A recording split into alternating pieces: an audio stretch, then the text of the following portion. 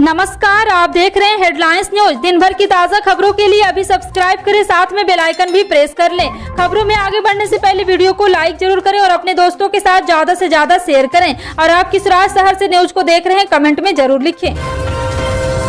अगले महीने होने जा रहे राष्ट्रपति चुनाव को लेकर सियासी दांवपेच का खेल शुरू हो चुका है। अभी ना तो सत्ताधारी एनडीए ने उम्मीदवार को लेकर अपने पत्ते खोले और ना ही विपक्ष दलों ने, लेकिन संभावित नामों को लेकर विपक्षी कैंप में मंथन का दौर शुरू हो चुका है। पश्चिम बंगाल की मुख्यमंत्री और टीएमसी चीफ ममता बनर्जी ने विपक्ष को एकजुट करने और एनडीए के खिलाफ संयुक्त उम्मीदवार उतारने के लिए मोर्चा संभाल लिया है। उन्होंने बुधवार को दिल्ली में विपक्षी दलों की बैठक बुलाई, जिसमें 17 दलों के कई नेता शामिल हुए, लेकिन राष्ट्रपति चुनाव के बहाने विपक्षी एकजुटता की इस कवायद को शुरुआत में ही झटका लगता दिख रहा है। जी हां, आपको बता दें कि पश्चिम बंगाल की मुख्यमंत्री ममता बनर्जी ने बुधवार को दिल्ली के कॉन्स्टिट्यूशन क्लब में विपक्षी दलों की बैठक की।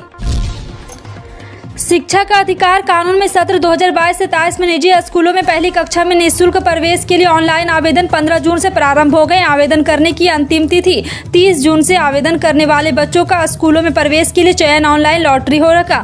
और आपको बता दें कि लॉटरी 5 जुलाई को होगी। कोविड-19 से माता पिता अभिभावक की मृत्यु से अनाथ हुए बच्चों को मुख्यमंत्री कोविड-19 बाल कल्याण योजना में ऑनलाइन लॉटरी में प्राथमिकता दी जाएगी।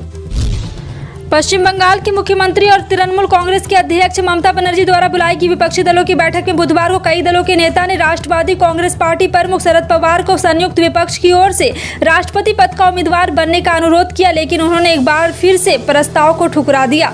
राष्ट्रपति चुनाव में राष्ट्रीय जनतांत्रिक गठबंधन के खिलाफ संयुक्त उम्मीदवार उतारने पर आम सहमति बनने के लिए बनर्जी द्वारा बुलाई गई विपक्षी दलों की इस बैठक में करीब 17 राजनीतिक दलों के नेता शरीक हुए।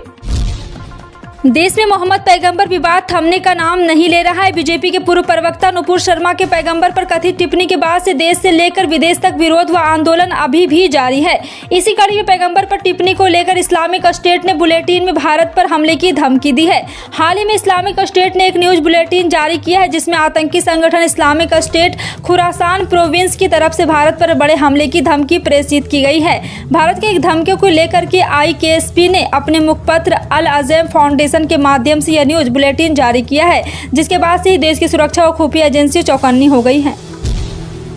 भारतीय जनता पार्टी ने राजस्थान में राज्यसभा चुनाव में क्रॉस वोटिंग करने वाली अपनी विधायक शोभा रानी कुशवाहा को पार्टी से निष्कासित कर दिया है। पार्टी के केंद्रीय अनुशासन समिति के सचिव ओम पाठक ने पत्र भेजकर विधायक को यह सूचना दी। पत्र में विधायक से कहा गया है कि आपको तत्काल प्रभाव से पार्टी से निष्कासित किया जाता है और पार्टी द्वारा दिए गए अन्य दायित्वों से भी अवमुक्त किया जाता है। पत्र के अनुसार पार्टी के विधायक होने के नाते कुशवाहा द्वारा अनुशासन के उल्लंघन के लिए अलग से कार्रवाई की जाएगी। सुप्रीम कोर्ट ने जनसंख्या नियंत्रण के लिए लागू करने के लिए कानून की व्यवहार्यता का पता लगाने को लेकर एक याचिका दायर की है। इसमें नागरिकों के मौलिक अधिकार की सुरक्षा के मद्देनजर जनसंख्या नियंत्रण के बड़े और कड़े कानून इसमें लागू किए जा रहे हैं। एक बार फिर से आपको बता दें कि यहाँ पर सरकार ने कहा था कि देश के लोगों को परिवार नियोजन के तहत 2 परिवार और 2 के यहाँ पे दायर कर दिया जाएगा।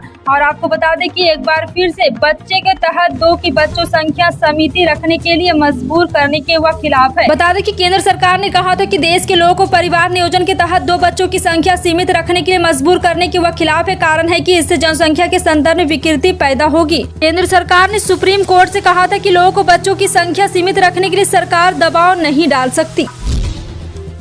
महाराष्ट्र में पिछले 24 घंटों में कोरोना के 40,024 नए मामले सामने आए हैं। इस दौरान 3,028 मरीज ठीक हुए और 2 मरीजों की मौत भी हुई। सक्रिय मामले 19,261 बताया जा रहा है कि यहाँ बीजे मेडिकल कॉलेज पुणे की ताजा रिपोर्ट के मुताबिक राज्य में BA.5 वेरिएंट के 4 मरीज सामने आए हैं। महाराष्ट्र में पिछले दिन की तुलना में 36% अधिक मामले सामने आए हैं। राज्य में मंगलवार को कोरोना के 2,956 मामले मिले थे और 4 मरीजों की मौत दर्ज की गई थी। स्वास्थ्य विभाग ने कहा है कि मुंबई, ठाणे, नवी मुंबई और पुणे के BA.5 स्वरूप से संक्रमण के 4 नए मामले आए और संक्रमितों की उम्र 19 से 36 साल के बीच है।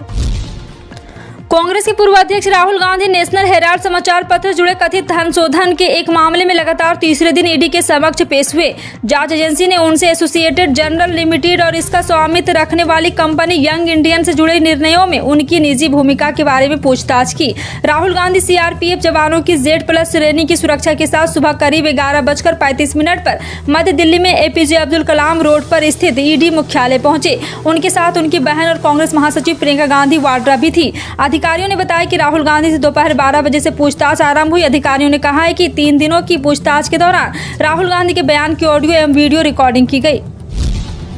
समाजवादी पार्टी के कार्यकर्ता जिला अध्यक्ष अनुज यादव की अगुवाई में दर्जनों कार्यकर्ता जिलाधिकारी के माध्यम से राज्यपाल को ज्ञापन दिया। उन्होंने कहा है कि जब समाजवादी पार्टी की सरकार थी तब चित्रकूट के लिए वर्तमान मुख्यमंत्री अखिलेश यादव ने 24 घंटे लाइट देने का काम किया था। उन्होंने कहा है कि अगर यही रवैया रहा तो समाजवादी पार्टी 1 सप्ताह के बाद धरना प्रदर्शन करेगी। इसकी सारी जिम्मेदारी शासन व प्रशासन की होगी। महामंत्री ने कहा कि भाजपा सरकार के किए हुए वादे सारे फेल नजर आ रहे हैं।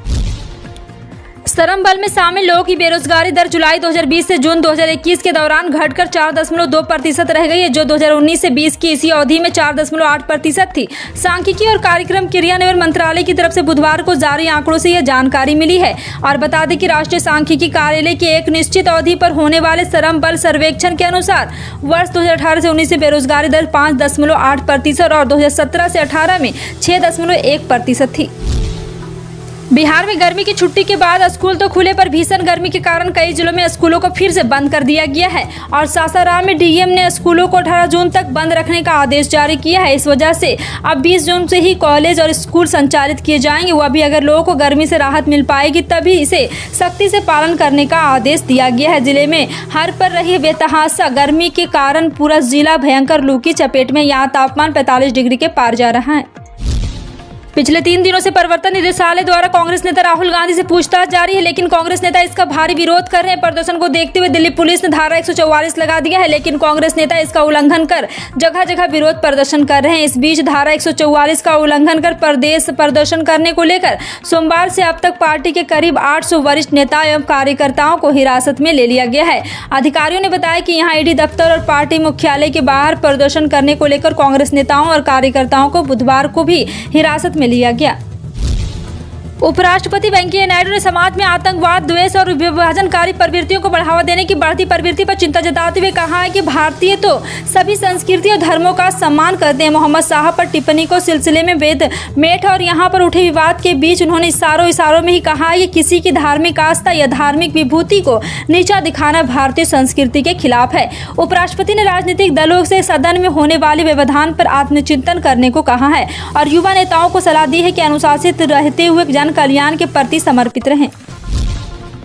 अगर आप बिहार में सरकारी शिक्षक बनना चाहते हैं तो आपके लिए एक अच्छी खबर है। बिहार में अब सरकारी शिक्षक बनने के इच्छुक अभ्यर्थियों को अलग से शिक्षक भर्ती परीक्षा यानी कि एस्टेट देने की जरूरत नहीं पड़ेगी। बिहार सरकार ने इस बाबत फैसला लिया है कि अब से राज्य सरकार अपने स्तर पर शिक्षक पात्रता परीक्षा का आयोजन नहीं करेगी, बल्कि केंद्रीय परीक्षा पात्रता परीक्षा यानी सीटेट को लेकर के होते ही उन्होंने सरकारी शिक्षकों का चयन किया है। देश में पेट्रोल और डीजल की किल्लत को लेकर केंद्र सरकार ने सफाई दी है। सरकार ने कहा है कि देश में पेट्रोल और डीजल की कोई कमी नहीं है और आपको बता दें कि पेट्रोल डीजल का प्रोडक्शन मांग में तेज उछाल सामने आ रहा है। खासतौर पर उत्तराखंड, झारखंड, राजस्थान, गुजरात, मध्य प्रदेश से पेट्रोल पंप पर ईंधन की कमी खबर आ रही है।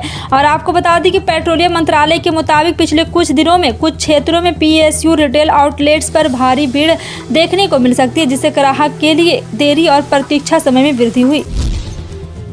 भारत में केंद्रीय मंत्रिमंडल ने देश में 5G की दूरसंचार सेवाएं शुरू कर दी है। विशेषज्ञों का मानना है कि यदि सब सामान्य ढंग से चला तो इस साल दिवाली तक आपको 5G दूरसंचार सेवाओं का तोहफा मिल सकता है। पीएम नरेंद्र मोदी की अध्यक्षता में बुधवार को हुई केंद्रीय मंत्रिमंडल की बैठक में दूरसंचार विभाग के स्पेक्ट्रम नीलामी के प्रस्ताव को मंजूरी दे दी गई है। झारखंड बोर्ड द्वारा 10वीं और 12वीं क्लास के रिजल्ट की घोषणा जल्दी की जा सकती है। हालांकि रिजल्ट कब जारी किया जाएगा इसे लेकर बोर्ड द्वारा अभी कोई डेट फाइनल नहीं की गई, लेकिन माना जा रहा है इस हफ्ते बोर्ड के द्वारा रिजल्ट जारी किया जा सकता है। बोर्ड द्वारा रिजल्ट की घोषणा ऑनलाइन मोड में की जाएगी। रिजल्ट जारी होते ही इस साल 10वीं और 12वीं क्लास का एग्जाम होने वाले कैंडिडेट ऑफिशियल वेबसाइट पर जाकर अपना स्कोर कार्ड देख सकते हैं। झारखंड बोर्ड की ऑफिशियल वेबसाइट jharkhandresult.com है। बोर्ड द्वारा इस साल टॉपर लिस्ट में जाने की तैयारी की जाएगी। कोरोना के कारण पिछले साल इसे जारी नहीं किया जाएगा। इन सभी खबरों पर क्या कहना है कमेंट सेक्शन में टाइप करके जरूर बताएं। इसी तरह की पल पल की अपडेट जानने के लिए जुड़े रहें आप अपने हेडलाइंस न्यूज के साथ। मिलते हैं अगली बड़ी खबर में, तब तक के लिए जय हिंद।